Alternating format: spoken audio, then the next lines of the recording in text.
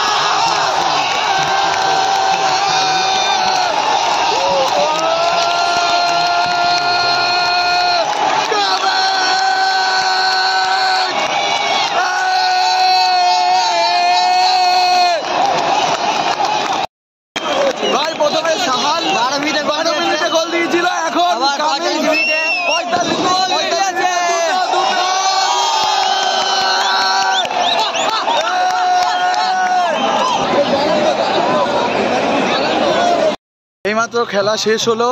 খেলার রেজাল্ট 2-0, মোহনবাগান 2, হায়দ্রাবাদ 0।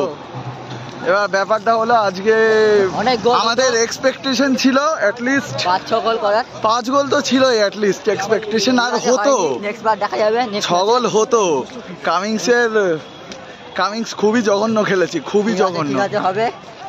কিন্তু কাউকে আজকে এসে যথেষ্ট ভালো খেলেছে। তোর কি মনে হয়?